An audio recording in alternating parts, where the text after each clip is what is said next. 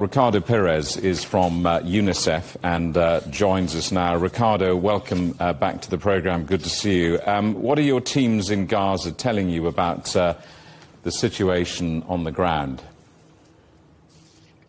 Thanks for having me back, Jamie. The situation remains extremely dire for children. 2 years of war have created a lot of damage, and now with winter and the storms that are coming through and the displacement that took place over the last 2 years as well, has really put children in a catastrophic scenario. We are seeing many reports of children losing their temporary tents and makeshift tents and having to move outside in the rain with barefoot, walking on sewage and with a very cold temperature. So children are vulnerable. Their immune system is very compromised at this point, and we even have heard reports of 3 children dying of hypothermia in December alone. The last one, a 29-month-old baby boy who died yesterday. So for them, the reality continues to be very dangerous, and despite a very fragile ceasefire that is in place, their lives haven't improved that much. Can you give us an idea of how much aid Israel is allowing access to, or perhaps not allowing access to? Look, we have seen an improvement since the ceasefire, and we are getting more aid in, more trucks, more pallets, more life-saving supplies that children were depleted from until October, and the guns that went silent, at least a lot more than they were before, even though it is a very dangerous situation for children still.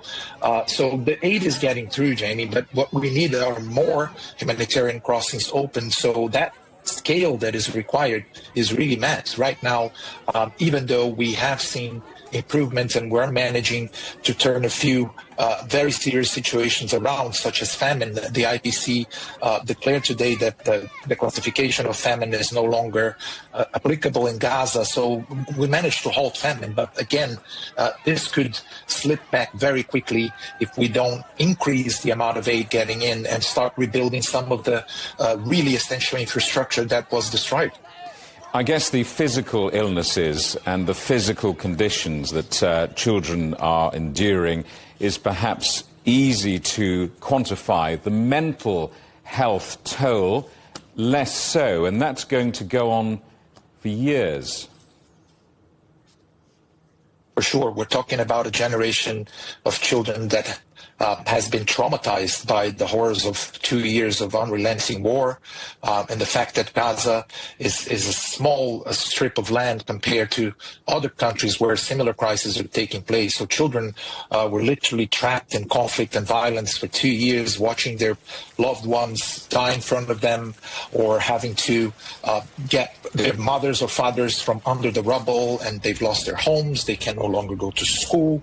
I mean, what kind of hope are we looking at for them when the situation is so chaotic and apocalyptic on the ground? So indeed, the mental health impact is huge and hard to measure, but we do know that services are being provided, and some of the psychosocial sessions that we have with children, we hear very sad, heartbreaking stories that will surely scar them for life. Ricardo, good to see you. Thanks so much for coming on the programme. Ricardo Perez from UNICEF.